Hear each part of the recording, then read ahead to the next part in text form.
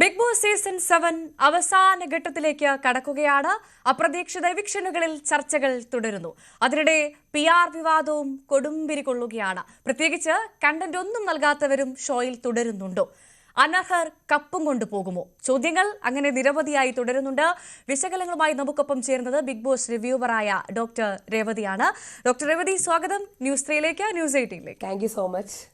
ആദ്യം തന്നെ ചോദിക്കട്ടെ, ഈ ബിഗ് ബോസ് ഇപ്പോൾ ഇതാ ഫിനാലിലേക്ക് അടക്കാൻ പോവുകയാണ്. കുറച്ച് ദിവസങ്ങൾ കൂടി കാത്തിരുന്നാൽ മതി. 7ന്റെ പണി ആയിട്ടാണ് ഇത്തവണ ബിഗ് ബോസ് വന്നത്. യഥാർത്ഥത്തിൽ ആർക്കാണ് 7ന്റെ പണി കിട്ടിയത്? എനിക്ക് തോന്നുന്നു ആദ്യത്തെ 7ന്റെ പണി കിട്ടിയത് പ്രേക്ഷകർക്കാണ്. കാരണം ഞാൻ ഒരുപാട് പ്രതീക്ഷയോടെ നമ്മൾ ആഗ്രഹിച്ചിരുന്ന സീസണാണ്. കുറച്ച് ഡിലേ ആയിപ്പോയി. എന്നാലും പ്രൊമോസൊക്കെ ഭയങ്കരമായിട്ട് നമുക്ക് ആകാംക്ഷ ഉണ്ടാക്കിയ പ്രൊമോസാണ് ലാലേട്ടൻ്റെ. കാര്യം ഒരു കാർഡും ഇറക്കാൻ സമ്മതിക്കത്തില്ല. അതായത് നമ്മൾ ഇതുവരെ കണ്ടുകൊണ്ടിരുന്ന ഒന്നും, അതായത് നമുക്ക് സേഫ് കാർഡുണ്ട്, കരച്ചിൽ കാർഡുണ്ട്, ഫേക്ക് കാർഡുണ്ട്, കോംബോ കാർഡ്, ഇങ്ങനത്തെ കുറേ കാര്യങ്ങളുണ്ടല്ലോ. കലിപ്പൻ കാർഡ്, കാന്താരി കാർഡ്, ഇതൊക്കെ ലാലേട്ട ഗ്രൂപ്പ് കളി, ഇതൊക്കെ മാറ്റും എന്ന് പറഞ്ഞൊരു സീസണായിരുന്നു. അപ്പം നമ്മൾ ഭയങ്കര പ്രതീക്ഷയായിരുന്നു. പക്ഷേ ഇതെല്ലാമുള്ള എല്ലാ കാർഡുകളും ഇറക്കിയ ഒരു സീസണായിരുന്നു. ഒന്നും ചെയ്യാൻ പറ്റിയില്ല. പ്രത്യേകിച്ചും ഗ്രൂപ്പ് കളിയാണ് ഈ സീസണിൽ നിറഞ്ഞു നിന്നത്. ആദ്യം തന്നെ ഒരു വലിയ ഗ്രൂപ്പ് ഫോം ചെയ്തു. അപ്പം നമ്മൾ ആലോചിച്ചു, ദൈവമേ ഗ്രൂപ്പ് ലാലേട്ട പൊട്ടിക്കൂ എന്ന് പറഞ്ഞിട്ട് അത് പൊട്ടിച്ചില്ലല്ലോ. മറിച്ച് ലാലേട്ട പറഞ്ഞ ഗ്രൂപ്പ് നല്ലതല്ലേന്ന്. അപ്പം അതൊരു നമുക്ക് അതെന്താ അങ്ങനെ ഇത്രയും വലിയ ഗ്രൂപ്പ് ഉണ്ടല്ലോ. അപ്പോൾ ആ ഗ്രൂപ്പിന് എഗൻസ്റ്റ് പ്രേക്ഷകരായി, എന്തിനാണ് ഗ്രൂപ്പ് ഇത്രയും വലിയെന്ന് പറഞ്ഞ്. പക്ഷേ ഏറ്റവും കൂടുതൽ ഇതിനകത്ത് നമുക്ക് ഇഷ്ടപ്പെട്ട ഒരു കാര്യം, ആകെയുള്ള നമുക്ക് ഇഷ്ടപ്പെട്ട ഒരു സംഭവം ലാലേട്ടനായിരുന്നു. എല്ലാ വീക്കെൻഡും എനിക്ക് തോന്നുന്നു നമുക്ക് സാധാരണ എപ്പിസോഡ് കാണുന്നതിനെക്കാട്ടിയും പ്രേക്ഷകർ കാത്തിരുന്നത് ലാലേട്ടനെ കാണാനാണ്. എല്ലാ വീക്കെൻഡും, ഈവൻ ഇന്ന് വരെയും, ഇന്നത്തെ എപ്പിസോഡ് വരെയും ലാലേട്ടനെ കാണാനാണ് നമ്മളെല്ലാവരും കാത്തിരിക്കുന്നത്. അതെപ്പോഴും എല്ലാവരും പ്രേക്ഷകർ പറയുന്നൊരു കാര്യമാണ്. പിന്നെ ഈ ഗ്രൂപ്പ് കളിയിലാണ് ഈ സീസൺ പൊക്കോണ്ടിരുന്നതും. കുറേ ആൾക്കാർ ഔട്ടായതും ഈ ഗ്രൂപ്പ് കളി കാരണമാണ്. കുറേ ആൾക്കാരുടെ കളി ബാക്കിലോട്ട് പോയതും ഈ ഗ്രൂപ്പ് കാരണമായിരുന്നു. ശരിക്കും ആ വീട്ടിൽ ഇപ്പോൾ തുടരുന്ന ആളുകളൊക്കെ അവിടെ തുടരാൻ യോഗ്യതയുള്ളവരാണെന്ന് ഡോക്ടർ രേവതി തോന്നുന്നുണ്ടോ? അങ്ങനെയാണെങ്കിൽ ഒരു സീസണിൽ ഈ അൺഫെയർ എവിക്ഷൻസ് എന്തായാലും ഉണ്ടാവും കേട്ടോ. അപ്പോൾ ഈ സീസണിലും അത് ഉണ്ടായിട്ടുണ്ട്. മനസ്സിലായില്ല? ഇപ്പോൾ വൈൽഡ് കാർഡ് കയറി കഴിയുമ്പോൾ അവർ കുറച്ച് ചിലവർ രക്ഷപ്പെടുന്നവരുണ്ട്, ചിലവർ ഗെയിം മാറ്റുന്നവരുണ്ട്. അങ്ങനെ എപ്പോഴും ഈ ടോപ്പ് 10 ആകുമ്പോഴത്തേക്ക് അതിനകത്ത് കുറച്ച് നമുക്ക് പ്രേക്ഷകർക്ക് പറ്റാത്ത അല്ലെങ്കിൽ അൺഫെയർ ആയിട്ടുള്ള ആൾക്കാർ കുറേ പേര് കടന്നു കൂടും. നമ്മളിനി എന്തൊക്കെ ചിന്തിച്ചാലും എന്തൊക്കെ ചെയ്താലും അത് ഉണ്ടാവും. അതെനിക്ക് മനസ്സിലായി. ഞാനും കഴിഞ്ഞ സീസണിലൊക്കെ പറഞ്ഞായിരുന്നു നമുക്ക് ടോപ്പ് 10ൽ ഫുൾ കളിക്കുന്ന ആൾക്കാർ വേണം എന്നൊക്കെ പറഞ്ഞുകൊണ്ടിരുന്നത്. പക്ഷേ അത് നടക്കാത്ത കാര്യമാണ്. എപ്പോഴും ഒരു ടോപ്പ് 10ൽ നമ്മൾ വിചാരിക്കാത്ത ആൾക്കാർ അല്ലെങ്കിൽ അൺഡിസർവിംഗ് ആയിട്ടുള്ള ആൾക്കാർ ഉണ്ടാവും കേട്ടോ. പിന്നെ ഡിസർവിംഗ് ആയിട്ടുള്ള ഇപ്പോൾ ജിസേലൊക്കെ കണ്ടില്ലേ, ഒരുപാട് പേര് ഞാനൊക്കെ പ്രതീക്ഷിച്ചിരുന്ന പുള്ളിക്കാർ എന്തായാലും കയറും. കാര്യം അത്യാവശ്യം ഫാൻസ് ഉണ്ട്, സപ്പോർട്ടുണ്ട്. ജിസേലൊക്കെ എന്തായാലും ഉണ്ടാവും എന്ന് വിചാരിച്ചാണ്. പക്ഷേ ഇല്ലല്ലോ. അപ്പോൾ അതൊരു വലിയ ഫാൻസിന് തന്നെ ഞെട്ടലായിരുന്നു. ഒരു ഷോക്കിംഗ് എവിക്ഷൻ ആയിരുന്നു ജിസേലിൻ്റെ എവിക്ഷൻ. ഓക്കെ, ഇതുവരെ നടന്ന സീസണുകളിൽ ഏറ്റവും കൂടുതൽ ബീപ്പ് സൗണ്ട് ഇടേണ്ടി വന്ന സീസൺ ഇതാണെന്ന് തോന്നിയിട്ടുണ്ടോ? ബീപ്പ് സൗണ്ടുകൾ തീർച്ചയായിട്ടും. കാര്യം ബീപ്പ് സൗണ്ടിനെ കാട്ടിയും ഇതുവരെ ഒരു സീസണിലും ഇല്ലാത്ത ആരോപണങ്ങളും ഏറ്റവും കൂടുതൽ അങ്ങോട്ടും ഇങ്ങോട്ടും ക്യാരക്ടർ അസാസിൻ ചെയ്ത സീസണാണിത്. അതായത് മറ്റുള്ള കണ്ടസ്റ്റൻസിനെ എങ്ങനെ താറടിക്കാം, അല്ലെങ്കിൽ എങ്ങനെ അവരെ പ്രേക്ഷകരുടെ മുന്നിൽ താഴോട്ട് എങ്ങനെയാക്കാം, അല്ലെങ്കിൽ എൻ്റെ ഗെയിം ബെറ്റർ ആക്കുന്നതിനെക്കാട്ടിയും മറ്റ് ആൾക്കാരെ എങ്ങനെ ഞാൻ താഴ്ത്തിക്കെട്ടാമെന്ന് കണ്ടസ്റ്റൻസിൻ്റെ ആ ഒരു ഗെയിം പാറ്റേൺ ആണ്. അത് എനിക്ക് തോന്നുന്നു ആദ്യം തുടങ്ങിയത് അനുവിൻ്റെ ആ പുതപ്പ് വിഷയമാണ് തുടങ്ങിയത്. അത് തന്നെ ഒരു നാണക്കെട്ട ഒരു പരിപാടിയായിരുന്നു. നാണക്കെട്ട ഞാനത് ഭയങ്കരമായിട്ട് പ്രതികരിച്ചായിരുന്നു. അപ്പോൾ അവിടെ എനിക്ക് തോന്നിയ ഒരു കാര്യം, ലാലേട്ടൻ അന്ന് ചെറിയൊരു എന്തെങ്കിലും ഒരു യെല്ലോ കാർഡോ എന്തെങ്കിലും, പക്ഷേ കാർഡില്ലാത്തൊരു സീസണാണിത്, കാർഡില്ല എന്നാണ് പറഞ്ഞിരിക്കുന്നത്. അപ്പം യെല്ലോ കാർഡോ എന്തെങ്കിലും ഒന്ന് കൊടുത്തിരുന്നുവെങ്കിൽ പിന്നെ അത് കണ്ടിന്യൂ ചെയ്ത് പോവില്ലായിരുന്നു. പക്ഷേ എന്തെന്ന് വെച്ചാൽ അത് തന്നെ ഒരു തന്ത്രമാക്കി എടുത്ത് എല്ലാ ആഴ്ചയിലും ലാലേട്ടന് ഡിസ്കസ് ചെയ്യാൻ വേണ്ടി ഇങ്ങനെ കുറേ കുൽസിത കഥകൾ ഉണ്ടാക്കി വെക്കും കണ്ടസ്റ്റൻസ്. ഗെയിമിനെക്കാട്ടിയും കൂടുതൽ ഇവർ ഉന്നയിക്കുന്ന ആരോപണങ്ങൾ പരിഹരിക്കാൻ വരുന്ന ഒരാളായി മാറി ലാലേട്ടൻ. ശരി, ഇപ്പം താങ്കളുടെ ബിഗ് ബോസ് റിവ്യൂ കാണുന്നതിൽ കണ്ട കുറേ കമന്റ് ഉണ്ട്.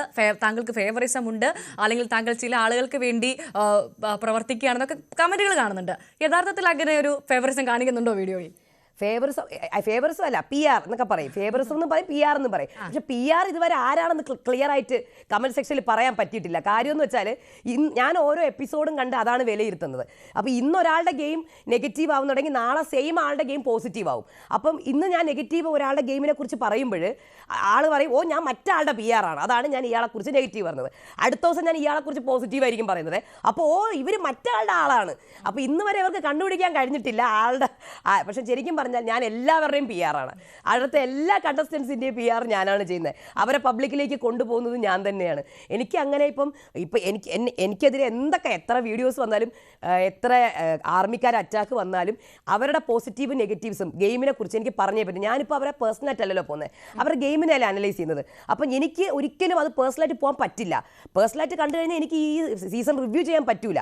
മനസ്സിലായി? അപ്പം നല്ലത് കാണണമെങ്കിൽ നല്ലത് പറയും, മോശം കാണണമെങ്കിൽ തീർച്ചയായിട്ടും പറഞ്ഞേ പറ്റുള്ളൂ.